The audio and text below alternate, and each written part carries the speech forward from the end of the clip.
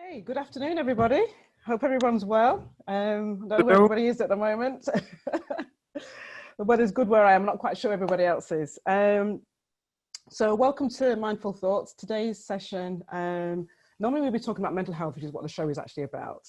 And the choice I've made for the decision to kind of run today's show is to kind of flip kind of mental health stuff, which we could ordinarily be talking about. There's a lot we could talk about for Black men, particularly in terms of mental health.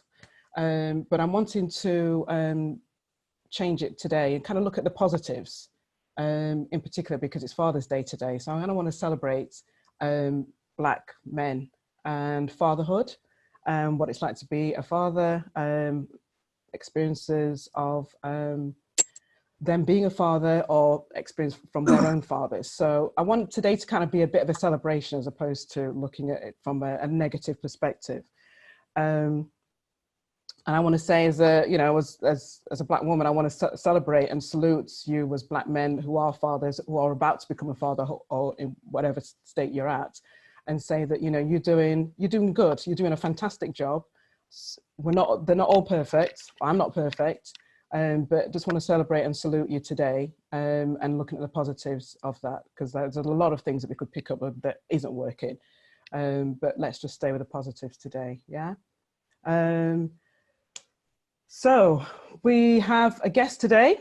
We've got Johnny Nelson, a boxer from Sheffield. So I'm going to be having a conversation with Johnny about what his experiences have been as a father, and maybe his own experience of what his father may have taught him in terms of parenting.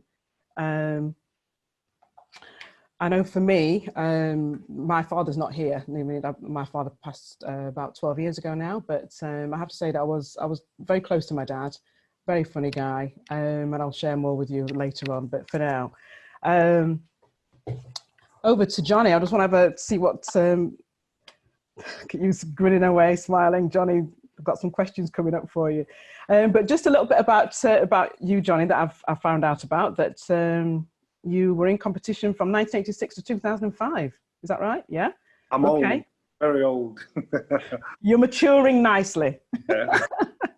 That you had, out of 59 matches, you had 45 wins. Yeah? Yeah. I had to learn the hard way. Sorry? I had to learn the hard way. Right, okay. Well, that's good. That's more than half. It's more than two-thirds of it. That you do hold a reigning world cruiserweight championship. You're currently the longest reigning world cruiserweight champion of all time, and you've held the WBO title from 1999 to 2005. Yeah, so it's not been. So I had it for 13 defenses and set a record of the amount of defenses I've made for that title. Yeah. It's not been beaten yet, so yeah. It'd be nice to see if it did, but I have a funny feeling it won't for quite a while. So right. Okay, and that you've also gone on to do some TV presenting and become one of Sky Sports' leading pundits. Maybe you could teach me a few things about interviewing them. Just be yourself. No, I don't. So if we move straight into then to kind of talking about fathers, and as a Black male, and I know that you are a father. Did you have your children before you started boxing, or whilst you were in your boxing career? And if you have, okay, so I've got 3 daughters. My eldest daughter is to a different mother, and then I had Indra and Bailey, the youngest, who you saw in here a while ago. Bailey's somewhere around, and when I was actually fighting. What was that like? Kind of doing the boxing and trying, training and everything else. What was that like for you as a father? I was fortunate enough because boxers or sportsmen can be very selfish, and so you're an adult being able to be a boy, be a selfish boy, because this is your living. So every excuse is, well, I've got to go to the gym, I've got to do this, I've got to do that.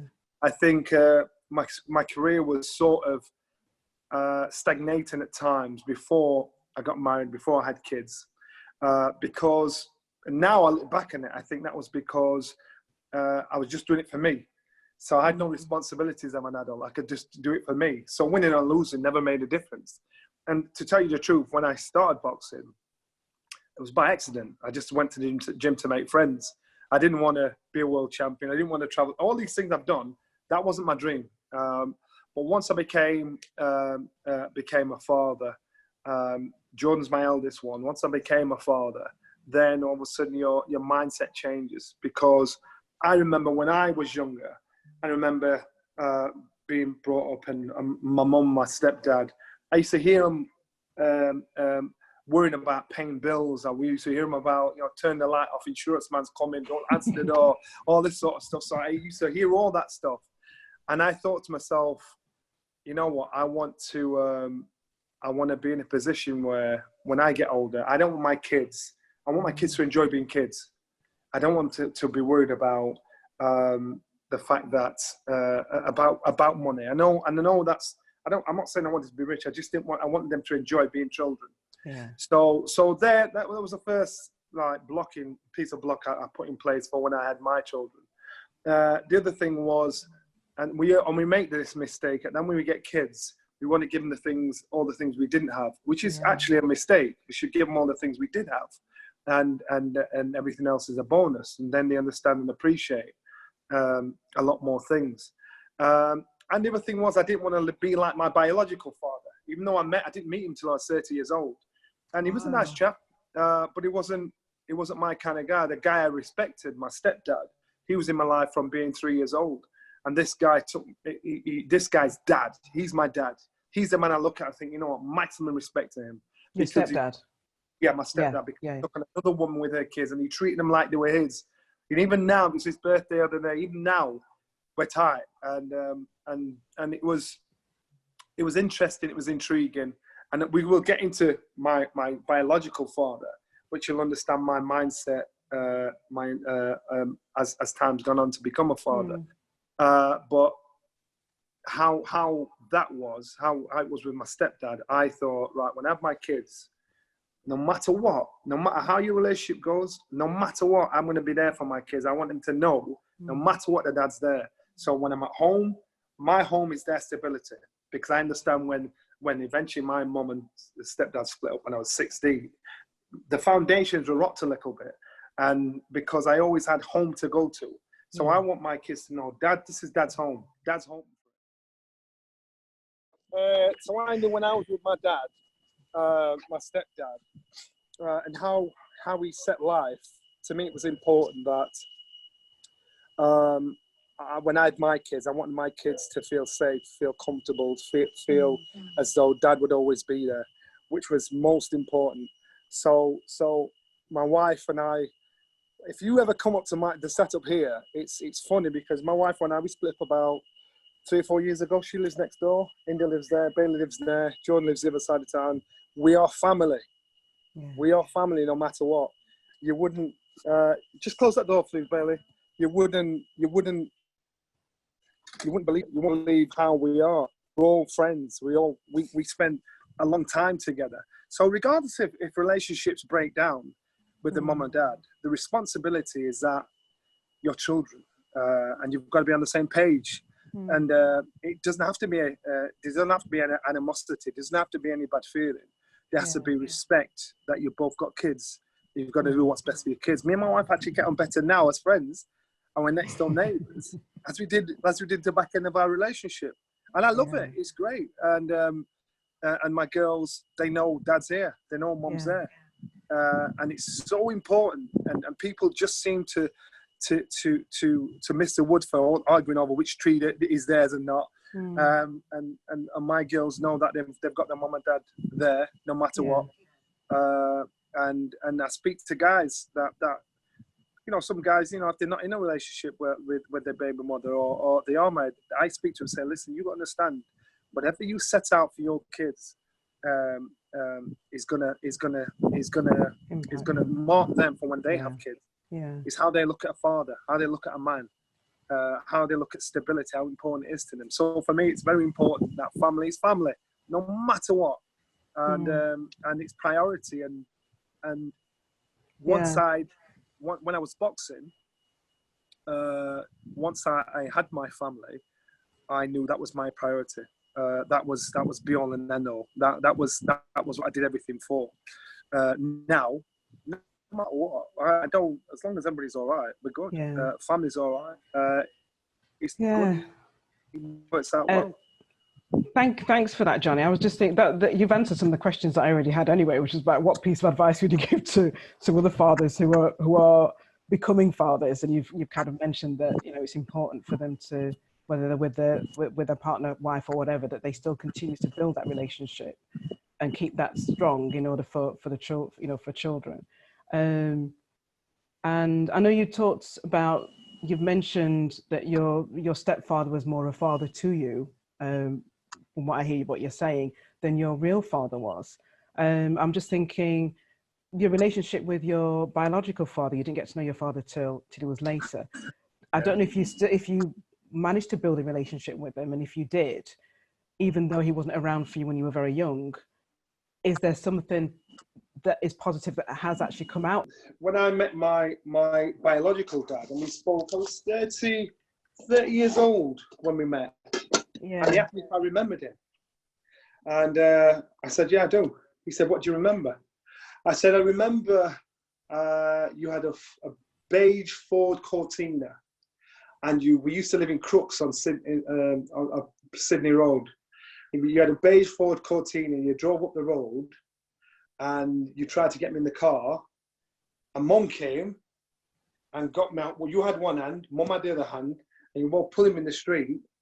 And Mum got me in the house, and he said, "How do you remember that?" I said, "What do you mean?" He said, "You was only 3 years old.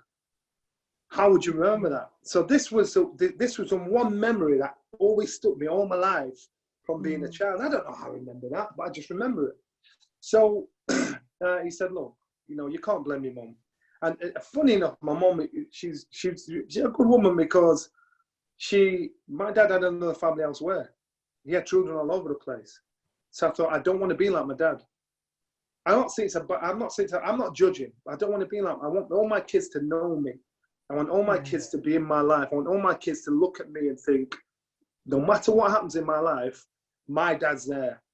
Yeah. My dad is there for me. He's at the end of a phone. I'm at his house. There's a bed for me in his house. There's food in the cupboard for him. So that's what I learned from my biological dad, to think, I ain't going to be like you. I want my kids to want to be, to know everything about me. I tell them stories over and over again, say, "Dad, shut up, you've told us this already." I want them to enjoy the same journey I enjoyed. So everything I do, if I can take them, I take them.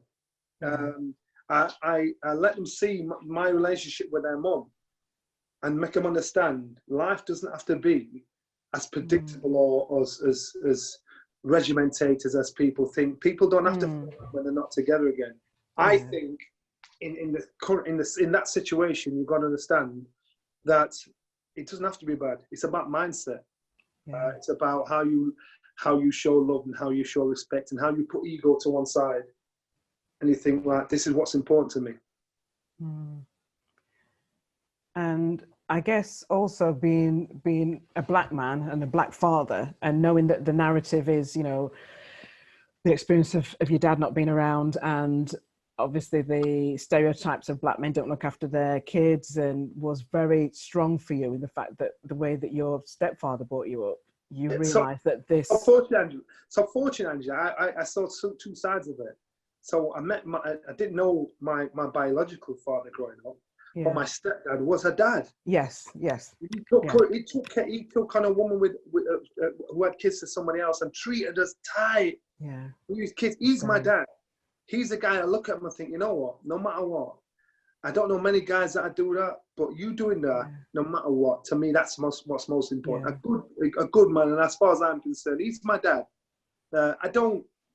Oh, it might sound like I'm disrespecting my biological dad, but I don't. The lesson learned through life was through my stepdad. Yeah. So it's human nature. It's not, and this isn't a black and white. This isn't a black or white thing. It's exactly. It's human nature. And so, unfortunately, when black men are getting the rough end of the stick, white guys do it as well. Yes, I was going to say it's right across all ethnicities. I've worked with lots of different clients. Clients in China, and they have similar issues within their own community, but it's not talked about. It's not highlighted as much. as it is around, particularly around Black men. And it always feeds into that stereotype. And if you feed it long enough, people start to believe that that's the reality for every Black man that they see. That's how they're going to be as fathers. Of course. So unfortunately, you know, obviously, once me and my wife separated, we didn't sit in that demographic where we think, oh God, another broken down relationship. Yeah. Not at all, because you wouldn't know. We are family. We are tight. Yeah. You know, it's Father's Day today. She's coming out for breakfast this morning to cook up breakfast, and the girl said, "No, we're doing it." You know, sometimes you come over here, we'll all have oxtail together. We'll all cook it and do everything together. Yeah. You know, because we're family, and that was one of the main things I said. Once one of the main things I stuck to with my wife once we split up, I said, look, no matter what, we're family. Whatever I have, you have. Yeah.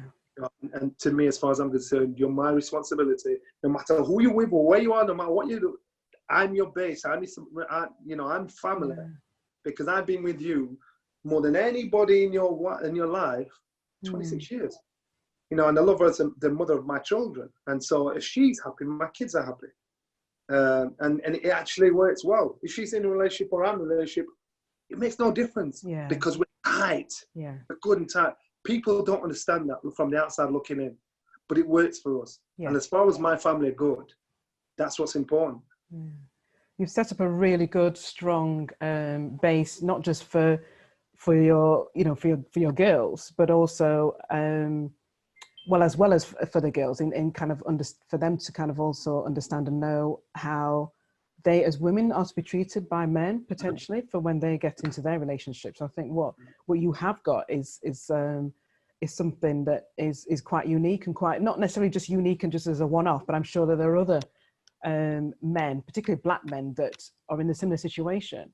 But it's not usually the kind of information or the narrative or the stories that people are used to hearing. So it's really refreshing to kind of have you on and to kind of have you talking about your experience. I was just saying whilst we were... For the record, yeah, first people I've ever discussed this with. Wow, okay. I'm saying, so if my friends know the score, but I'd never discussed this on a public forum. If you ask me, I'll tell you. Yeah. But I've never discussed this on a public forum, and that's because I'm proud of my family. Yeah. You know, even though I'm proud of my setup, I'm happy how I am. And this work, and my wife is, my girls are. You know, ex-wife is, my girls are. We're good. You know, but was that a deliberate slip up, or was it? No, you know what? And I keep forgetting sometimes. The funny thing is, sometimes when you got to do something, it says next of kin, and I write down the phone up, say, "Yo, can I put you down as next of kin?" She's like, "Idiot, put it down." So okay. it works good. Honestly, it's funny. Yeah. It does work good. I was saying to those people who are listening, while we were waiting for you to kind of reconnect, if you were to put a manual together about the best tips about being a father, what would be one of the things that you would put in there that you would say was an sacrifice? Right. Okay. Prioritize. Love unconditionally, because it's not easy. No. We all have fallouts with our children. Yeah. Our children might fall out with us. You know, love unconditionally. Remember, no matter what, you got to put ego to one side. No matter what, they are your blood. They are your children, and they've got to go through life to get experience. To get experience, you get wisdom. So sometimes when they're seeing something different and they're reacting differently than you, then the problem is that you might clash. But you've got to be patient, understanding, and put your ego to one side. Put it in check, because if you don't, ego is the biggest downfall of man. I'm woman, so you've got to put that in check. You've got to understand that is mine. And the thing is, I'm not saying you've got to let people grow. You've got to let your children grow. Let them make the mistakes. Yeah. But be your stability is that their stability is you. Yeah. And even if they pretend that they don't care, whatever, their stability is you. They might go to Timbuktu for a year or 2 or 3 or 4 or 5, but in the back of their head, they can still come home. And home is you. So you've got to create a stability for them that has rock foundations, where they know no matter what, my dad's there. No matter what what woman he might be with in his life, no matter what job he is or what their dad is there, is theirs.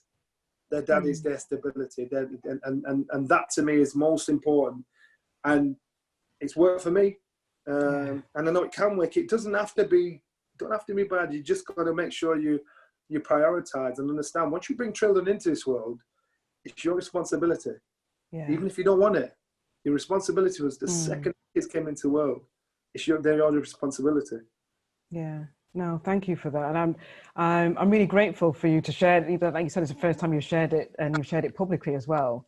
I'm really grateful for the sharing. And what's it like to kind of say it out publicly, even though I know that you speak about it all the time to you. It's what? I'm actually proud. I'm actually proud. I'm not proud that, listen, I'm not proud that our relationship broke down. Yeah. Because I would love to be in that small demographic where a mother and father stay together forever and ever. And unfortunately, we don't see that very often in most cultures. So I'm not proud of that. But I am proud of the fact that I still treat their mother as family. Yeah. And so we're still tight. We still got that unity. We still got that family bond. We sit down at Christmas, and this was around the first Christmas after we split up. And I said, listen, no matter what, we are family. We are our family. You know, we've got to talk. Don't think people will figure it out. It's just, we've got to talk. And once you talk and it's out there, then there's dialogue. There's understanding or misunderstanding. Right. Yeah. You know, and then once people get that out there, you think, now I know where I am. But we assume everybody knows what we're thinking. And so until you speak it out.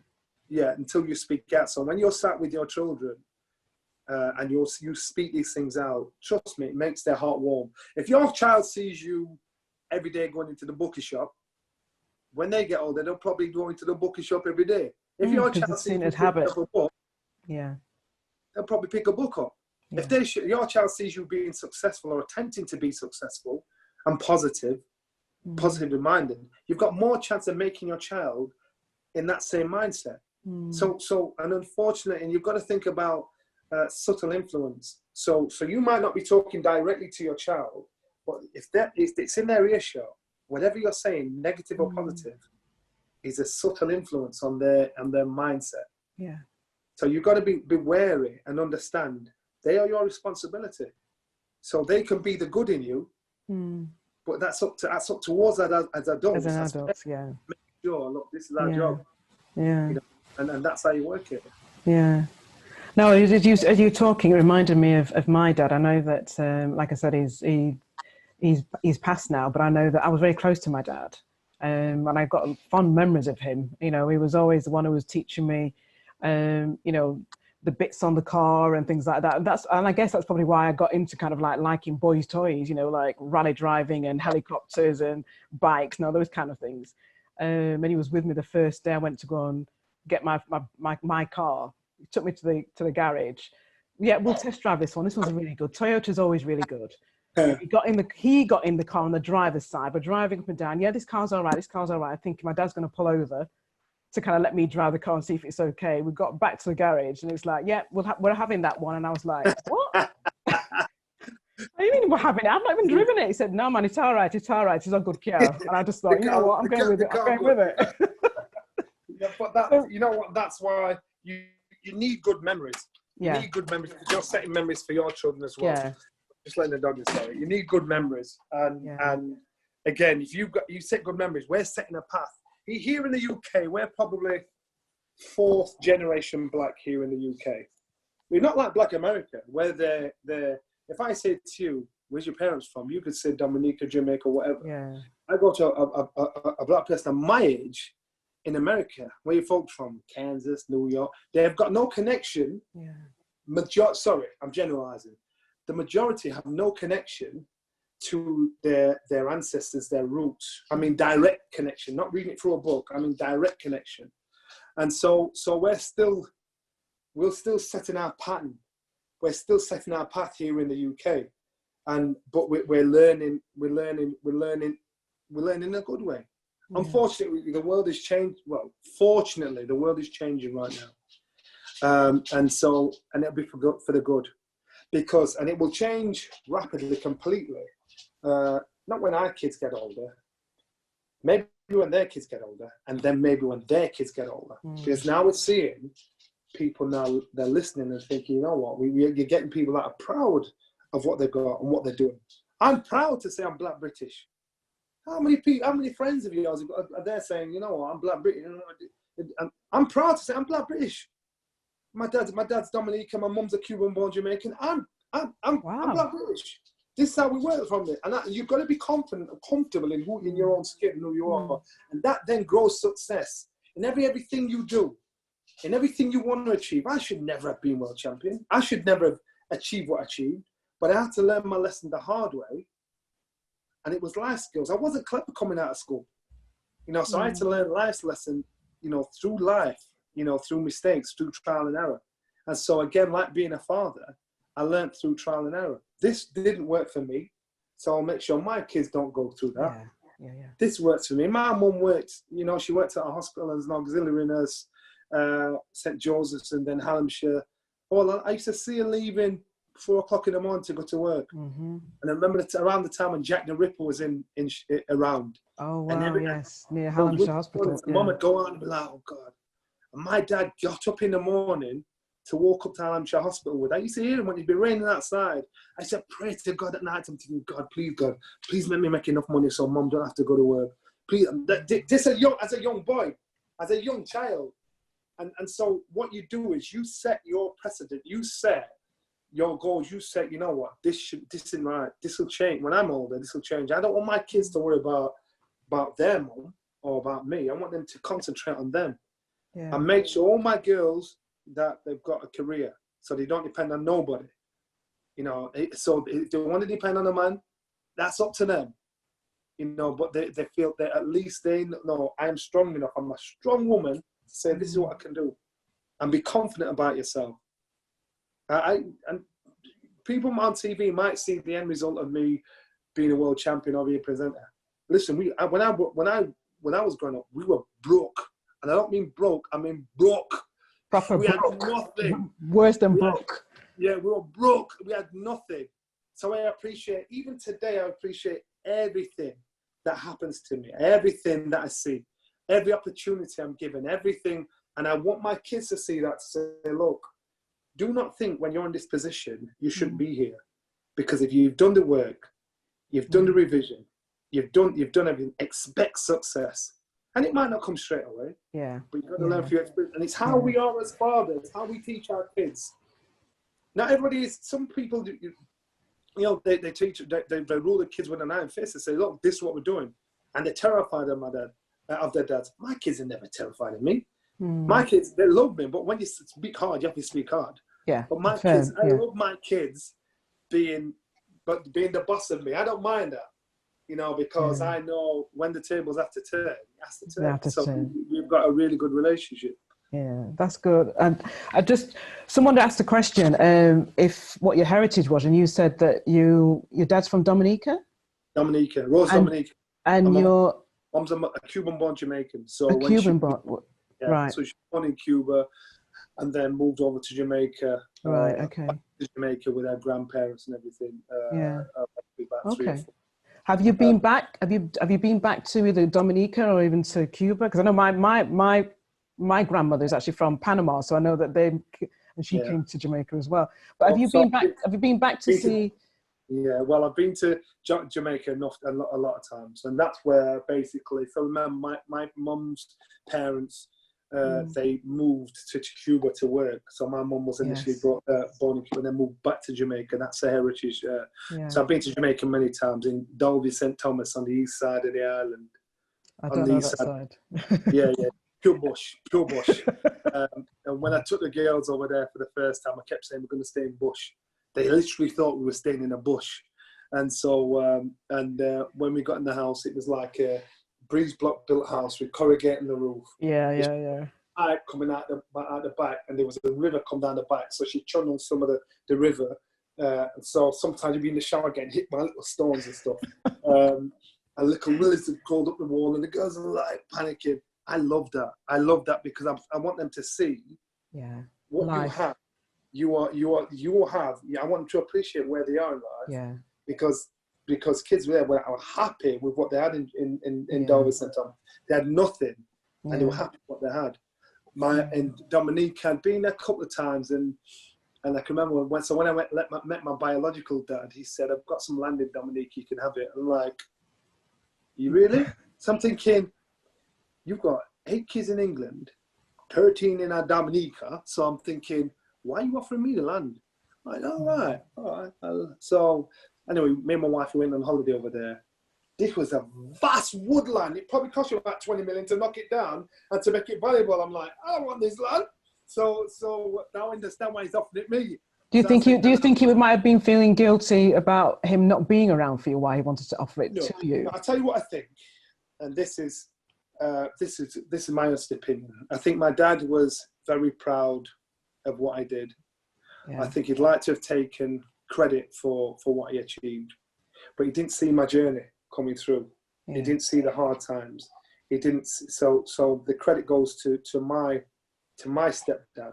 Yeah. And my mum. Even though my mum never wanted me to box, so I had to lie to her until I was going to dance competitions. You know, and I win. You can't dance, Johnny. Yeah, I know, but she didn't know that. So I'd lie until I was going to dance competitions, and so I could go to the gym. Yeah. And then she saw a little article in one of the local Sheffield Star after I had an amateur fight, and it said that I'd boxed, and she said, "There's a boy with the same name as you." I'm like, "Oh, wow." My mum didn't know I boxed until I turned professional. She didn't know, because I would have got so much headache. Yeah. She would have given me a hard time. I don't want you to get brain damage, all this sort of stuff. I'm like, "Oh, Mom, please." Never came to a fight. I think with my biological dad, I think once it got to that point, I thought, you know what, as a man to a man, when I actually met him, I thought, if I ever have sons, I don't want to be like you. And that's a sad thing to say about your biological father, but it's only because he set a wrong example for me. You know, and so therefore I thought, I can do that. I was just want to follow on from that, but I also just want to give some space and time to people to ask questions if they want to. So are you okay to welcome some questions? Yeah, cool. Is that right? Well, I just want to follow up with just very quickly was to say that maybe knowing about his history, about where he came from, might be, you know, he may just have been a product of how he was parented growing up as well. Without a doubt. And also this, when you speak to people about an accepted culture, and I don't want to generalize, an accepted culture of when you go to the West Indies, you know, you've got this man who's got 13 kids there, he's got kids here, left, right, and centre. And and your kids are brought up by your grandparents, and then you come over. It's an accepted culture, but you've got to remember this: when you see that, also, especially when you go back to Jamaica or back to the West Indies, family's family, no matter what. Might be a half brother, half sister, family's family. And so, to me, you know, the adults deal with their foolishness and the inconsistencies of the relationship, but family's family. And so to me, that's most important. I love seeing an old black couple that have been together for 50 years. Yeah. I love seeing that. Yeah, I love that. Yes. Yeah. And I love seeing that because it's few and far between. Yeah. But it doesn't mean that all these kids everywhere, you know, most fathers want to be around the kids, and vice versa. It's just a different understanding. Yeah, it is. Thanks, Johnny, for what you're sharing. And if I'm going to open it up now, if people want to unmute their microphones, that's it. And if you've got any questions for either myself or for Johnny, then please ask, or put something in the comments if you want to. Let me know what you think about some of the things that Johnny said. Do you agree with it? You know, if you've got a different version of events, how was your father to you? And if you are a father that's out there, you know, what's been your experience of fatherhood? Hello, is that Sandra? Hi, Sandra. Hi there. I just want to say about my dad. For those people that know me, I've got my daughter with me. My dad is sort of like a sort of grumpy old man. He's 84 years old, and I've been to see him this morning. And I used to sort of think that a couple of times I used to think, oh, he's quite a horrible dad sometimes. And, you know, there were times he shouted. He's a Jamaican man, and he was a man that loved to shout. But when I look back, I think about the things that he did for me. He taught me how to ride a bicycle. He was trying to help me with my homework.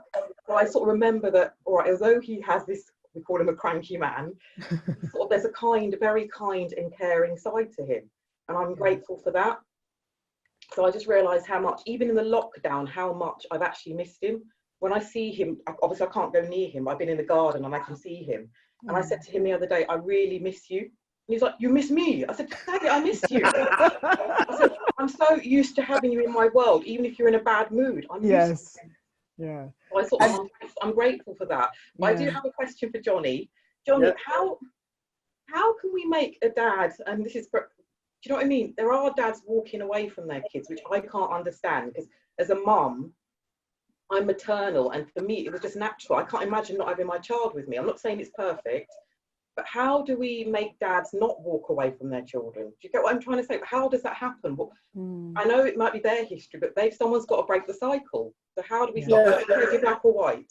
I get that. So especially if when relationships break down, just my opinion, what happens is the adults, the parents, start focusing on the animosity they have between themselves, and they forget about this. Sure, if I've got to deal with a mom, I've got to deal with I can't deal with a kid. So therefore, they step away from the mom, and because unfortunately, and men do it as well as women, they use their kids as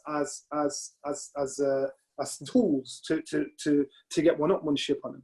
So in my opinion, and as I said, my wife and I's marriage broke down towards the end. But I always said, how can I leave? If I think I can't live with a woman, why would I leave my kids with a woman I can't live with?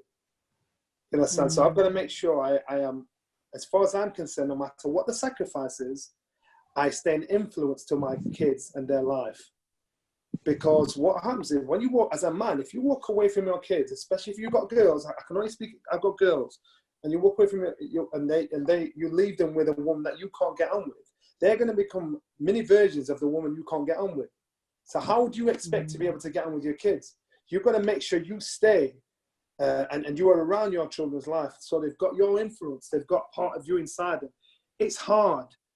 You've got to, I can imagine guys have got to emotionally cut themselves off. I don't for a second think anybody, when it does happen, anybody can just drop the kids and walk away.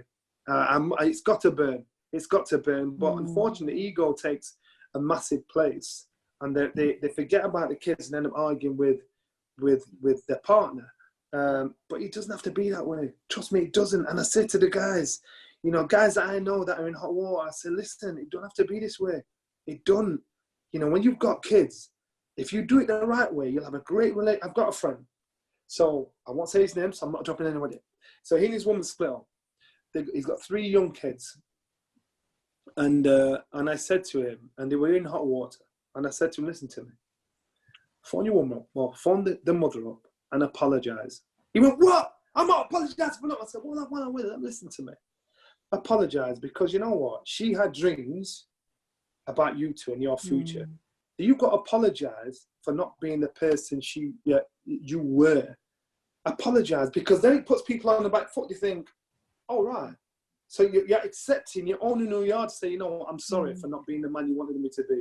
I'm sorry for being somebody else. I'm sorry for the wrong I've done. I'm sorry. Just put that out there. Just put it out there. Then when you put it out there, then it makes people step back and think, you know what, all right, we've got a level of dialogue here. Because once somebody, if you do wrong, and vice versa, men and women, if you do wrong, then once you own who you are, say, you know what, I got it wrong, I'm sorry. We, you can't live together, I got it wrong. But we got our kids together.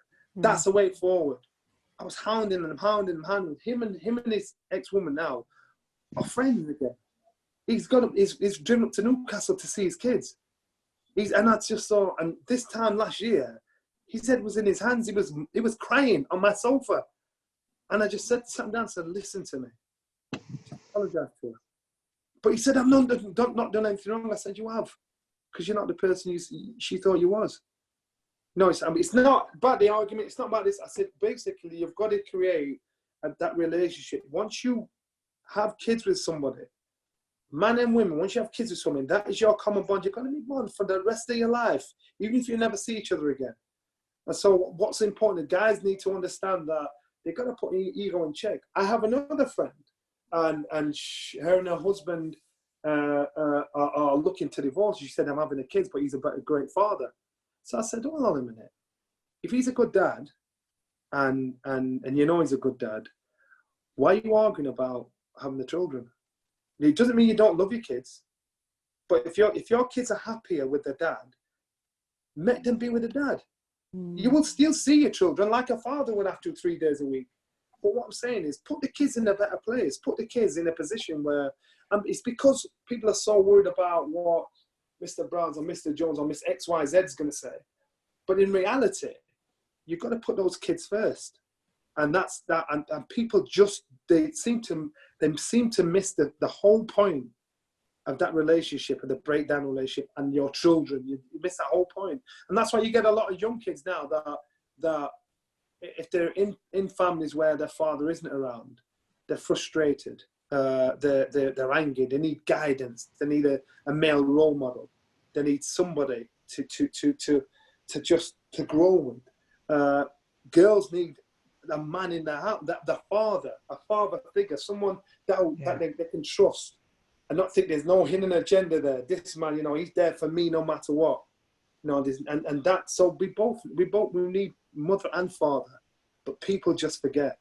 And it's about dialogue, understanding, education, and it's people opening up and speaking to each other.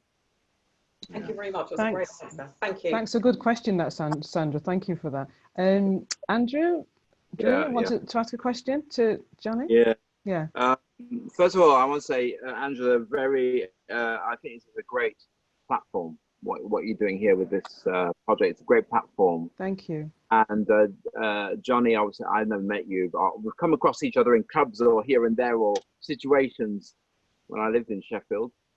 Nevertheless, what you had to say, I can connect with a lot of what you've had to say about your experience. And the last comment you made was about having a conversation about it. And that's the problem. People don't talk about the issues. We don't talk about issues. And that's why this platform is such a great opportunity for people. And talking doesn't always mean that you're actively talking.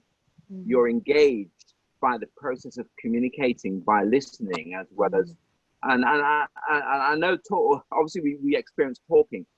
The conversation is something that goes on even when you're a participant and you've not contributed in a verbal way. You contribute in other ways.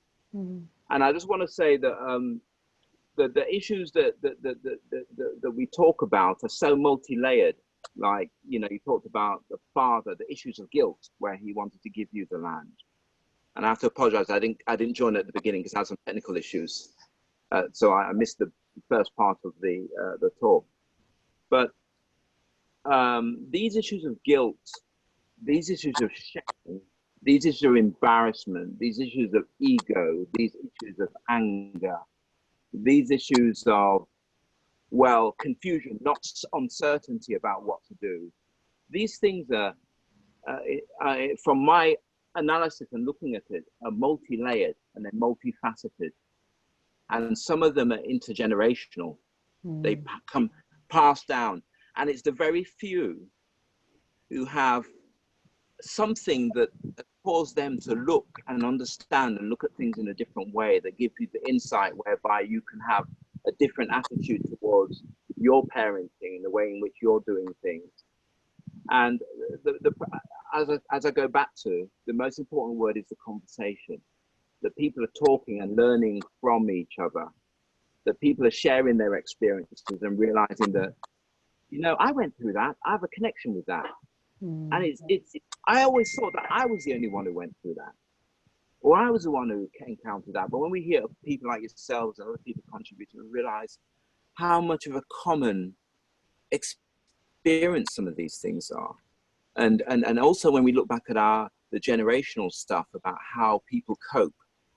In the olden days, the generations, our parents before us, their way of coping was to just bear it and continue. Bear it, so you don't talk about it. You bottle it up inside, and it goes. You're not even sure where it goes. It comes out some way. It comes out when you're chastising your child, or the anger you show, or the frustration, or the way you miscommunicate in a relationship, or as Sandra said, she talked about how do we get these people to recognize what they're doing and how this is going to have a devastating and long-term impact for not only for their children, but the other people they come into contact with, because they see you too. Everybody sees you. So you're not only within your family context, not that the other people who see you matter, but it does matter too. It does matter too. So I think this format, as I want to say, I really want to congratulate this format, and also that people like yourself, Johnny, that come into this sort of thing and humanizing and relating things that many people connect with in different ways, because I think this is the beginning of that conversation. And we're all going to be at different levels of it. Sometimes someone's going to be at this level, someone's going to be at that level. But the thing is, it's about where you start. It's the beginning. And this is the beginning. I think, Andrew, what you're saying, Andrew, is those few that probably are able to look within and look back and think, well, I'll deal with this differently. It's things like this where something might be said here today, where somebody might pick up and think, you know what, I might try that. And that's the beginning. I might try that. I might try this conversation. I might try and have this conversation with my child or my partner. And that's how it grows. And it takes this kind of thing that's how it spreads. I know I don't have a script. When you ask me a story about you always remember the truth, you never remember a lie. I don't have a script. So what I do is if you work like that and you work from the heart, you speak from the heart, you speak from experience. I'm telling you now, it can work. Life can be so much easier. Your relationship with your kids can be, it's fun. It's actually fun. I said we went walking this morning. As we're walking this morning, I dropped. Those who turned around laughing their heads off at me. And we just had a laugh. It was all right. It's good. And it's fun. And I walk outside. I stand in the grass and think, I just look up and say, God, thank you. Thank you, God. Money's not my God. Family is most important to me. And it don't mean you've got to be an idiot. It don't mean you have to stand for foolishness. It just means appreciate your family and make sure you prioritize it. Make sure sometimes you got to step back and say, oh, listen, put your ego to one side and prioritize your family. And so that's what I'm saying. It don't mean you have to be a fool. It just means you have to think, right, I've got to think outside the box here. And think bigger. I've got to make sure this works. Yeah. Thanks, Johnny. Thank you very much for that, Andrew, for that questioning, because it just, I mean, the fact that you've mentioned, and this was the whole idea for me personally about wanting to have a space for people to kind of start talking about mental health, particularly for myself. But the reason this came about was because of UltraVision. And you can see the logo for those of you who are here at the moment. Some people may just be listening. UltraVision TV, it's not a TV channel. It's going to become an app later on. And I will get that. I'm getting a thumbs up from Sandra. Yes. So I have to give thanks to the platform UltraVision for allowing me the opportunity to be able to put, to do this so that people start having a conversation. Can I ask, where is it? How far is this reaching? Where is everybody from? Can I? Oh, right. Most of the people I'm looking at, I know there's somebody here from Birmingham. The others, some people I don't know, but there's a few people here. 2 people from London. I'm from Buckinghamshire, Aylesbury. Yeah. Anybody else want to speak out? Wherever I know Errol. I've seen him about. Errol's stranger. I don't know where he's disappeared. You might be in Nottingham now. I'm not sure where you are now. I've not seen Sheffield for a while. Who's that? Errol. Oh, Errol. Yes. Errol Barrows, yeah. Yes. Beautiful. Got Sophie from Sheffield, and Chris is from Sheffield. It's a bit of a Sheffield massive going on at the moment. I know that much to the. I'm not sure if it's delight or disgust from UltraVision. We're taking over, yay! Yeah, I'm from. I was born in Derby. I live in Derbyshire. You're Derby, man. All right. Born there, and then I went to Sheffield to study for a number of years, and that's where I met Angela. Oh, right. Okay. All right. Put me on the spot. Yeah. But we studied together as we were students. Yeah, we did. And I then settled in Nottingham for many years, and then and now I'm in London. Yeah. So yeah. So I didn't mention I went to school in Jamaica as well. Oh, yes, you did. Yes, I did. Yeah. I was born here, but went to school. Yeah. Is there anyone else who wants to, sorry to interrupt you, I'm just thinking of time as well. I've probably got about another 5 minutes to go. Is there anyone else who wants to ask any more questions? Mon Taylor, go ahead. Hi there. Fantastic as usual, this program. So happy to be a part of it. Just wanted to ask Johnny, do you have a book out or one on the horizon at all? Yeah, I do. The book's called Hard Road to Glory. Yeah, it's been at a good few years, but and the difference between that book and most autobiography of a sportsman is mine's actually not about sport. I'll talk about my boxing, but I talk more about my upbringing, talk about things that happened in life, and you do learn a lot about me. But if now you've spoken to me, if you read the book, you know it's me. It's been out about probably 10 years now, and I think they want to do a revamped version. Now retired and got an old, bald, and lived a career. So the more you talk about being old, you are going to become old. I've just had my oldest daughter just had my first grandchild, and it's just, I don't know how many grandparents are on this screen. But you know what? It's such a great feeling. It's so good, and to see your children bringing someone else into this world, and I'm giving her advice on because remember, when you're coming through, I am not the textbook father, So I've got things wrong in the past. I've got things right in the past. I'll put my hands up. I own who I am. But you've got to go through experience to get wisdom. Yeah. And you have to, and that wisdom, that's what you pass on. That's what you pass on to your children. You pass on to other children. You pass on to other parents. And so that's the only way you can rightfully give advice, because you've experienced what works and what doesn't work. And that's why the nicest thing was being able to give my daughter some advice as her dad. Great. Wow.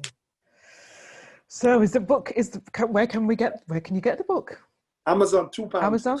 I don't know. Prices drop rapidly. You can get it from Amazon, or any of those bookstores you can get it from. But it's an interesting read.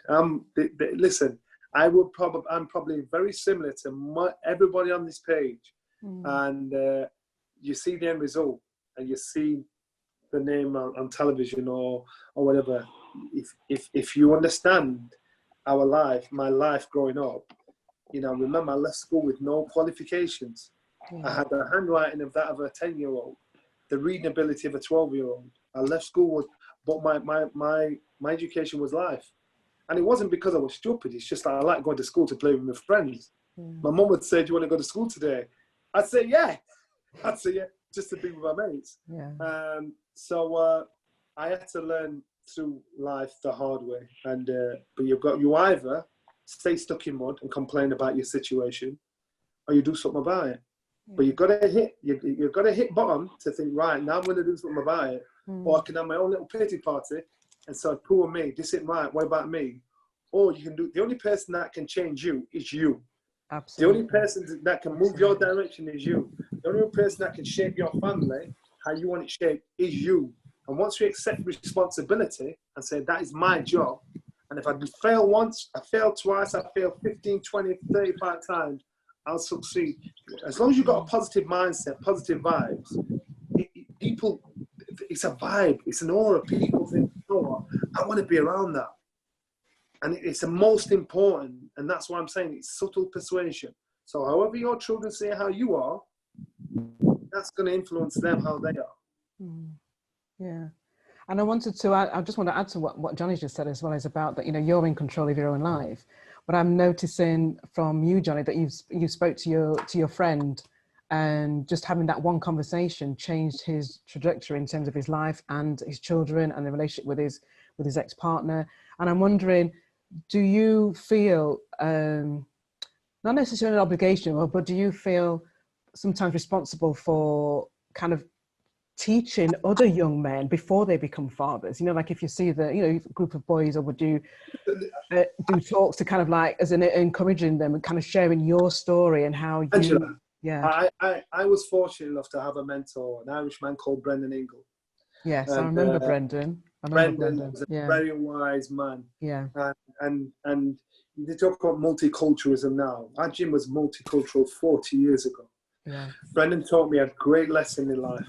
And when Brendan passed away, I thought to myself, this guy, he read philosophy, he was smart, so sharp.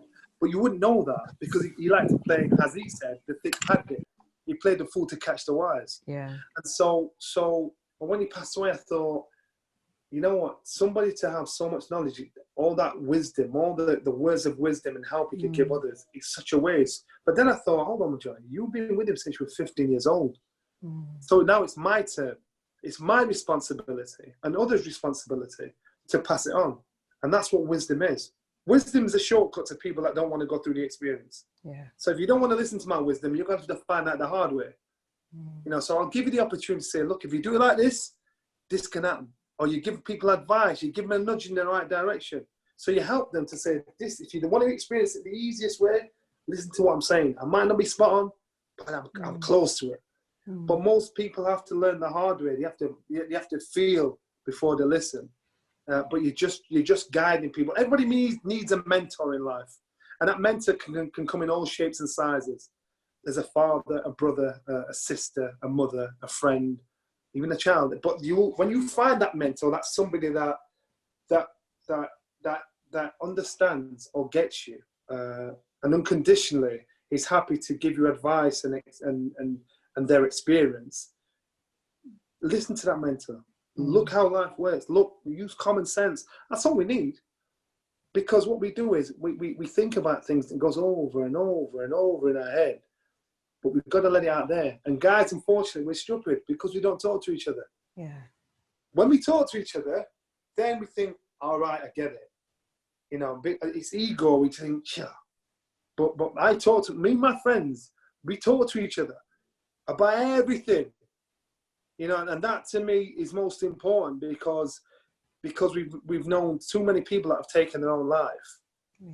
And they've taken their own life because they've felt alone. They thought they had no one that understood them, or no one they could bounce off, and no one they could open up to. And these are for young men coming through as well, because the young men, especially if you haven't got a father figure or mother figure around, it can be hard, and you ask yourself many questions that you can't answer. So you need someone to guide you. And that's what us as fathers, it's Father's Day today. That's what us as fathers, that's our responsibility. And we've got to check our responsibility to think, you know what? If I'm having some stupid argument with my child and we ain't talking for whatever reason, pick up the phone. Yeah. Yo, are you doing all right? Because you're the adult. So you're the one that's older that's supposed to say, yo, listen, let's chat. But unfortunately, ego puts a block in the way, thinking, nah, make him phone me first. You can't do that. You're the parent. This is why God put you on there first, to bring your child through. Yeah. Thanks, Johnny. Some very, very wise words. And, you know, just thank you just for sharing what you've shared. I've certainly got a lot out of it. And I imagine that everyone else who's been listening today has got so much out of it. And, you know, again, salute you, celebrate you as a black man, encouraging other black men to talk. And if once you start talking and start sharing, you begin to know that you're not on your own. And hopefully with that, if we're going along that path, then that may save a lot of people's lives. And it might be sometimes if people don't want to talk, it's just even asking, how are you feeling? And okay and fine is not a feeling.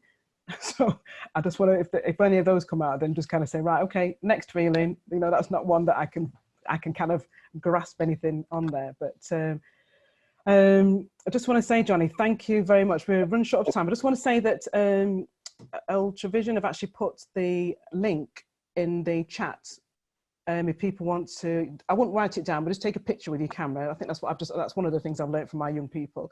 If you want to get access to Johnny's book on Amazon, so it's all there. Johnny, we've saved people time to kind of looking for that. So if you want to take a picture of that just before we go. Yeah, so Johnny, again, thank you so much for coming on today and giving us your time and sharing your words of wisdom and just sharing your life experience and tips for fathers who are current and still got some way to go with older children. And you're now a grandfather, so. Yes, thank you. Remind me of that. Yeah. Listen, it's lovely seeing you again, Angela. Lovely seeing you again. No, it's been great. And thank you very much, everybody, for joining us. And some of the topics that Johnny's talked about in terms of, you know, for around issues for Black men, suicide and things like that, are some of the topics that I do at some point want to go through. I know that Safi is wanting to ask a question, and I just need to check in terms of time. If it's very quick, Safia. Yeah, hi Johnny, how are you? Hi everybody. And I just wanted to share that I mentor in Sheffield Black boys from 11 to 21. We have got a project called Big Brother, and a lot of people thought it was mad that I sort of mentor young Black men, but since not a lot of people were doing it in Sheffield, the idea came about my son being just his father. Sort of, my ex-husband lives across the road, but he doesn't seem to connect with my son, and so somebody had to step in basically and show him how to get to barbershops, and you know, and that job was mine. But then there's so much a mother can do, and then so that's why I created the project, so I can have 19 and 18-year-olds to influence my son to become, you know, show him how to become a young man, because that's that much I could do, this circle, but the rest is to do that. What would you say to young boys that want to become, and the only way that we can stop this cycle about fathers walking out of their children, which I had my husband, I mean, he doesn't know how old his son is really, but to do that is to give that message to the young boys, you know, how to respect females and how to respect that much, how to respect females and how to, you know, get you know, go through the cultural steps, if you know what I mean, of respect, engagement, marriage, and what it understands. What would you say to young boys trying to connect to females or trying to, you know, move into the next step? Well, first of all, Johnny, before you start, could you just make it, just a very quick response if you can. Yeah. Quick response is, do me a favour. I'd love to get involved in what you're doing. So if you have a with Angela, or give me a shout on johnnynelson.com, just touch me up through Instagram and send me a DM. I'd love to get involved just to help mentor some of those young boys. I think that's in the short and sweet, because that's something you can't answer in a heartbeat. You know, it's about conversation. Yeah. Okay. That's why I kind of had a sense when you was talking that was where you were heading. But so Johnny, again, thank you very much. I know that I didn't check actually, but I do know that this is going to be the last one for now, in terms of the mindful thoughts. I do know there's going to be a bit of a break, but I should have checked to find out what date we were coming back. I don't know if UltraVision's listening, if they could send me a message, but if not, we're back. Yes, I've just got a message come back saying we're back in early July. So as soon as everyone's back, because they need a break as well. They're doing a hell of a lot of work, and I really appreciate that. And I tell you, they are doing this alongside doing full-time jobs as well. It takes up a lot of time and a lot of energy. So I think they're entitled to have a bit of a break.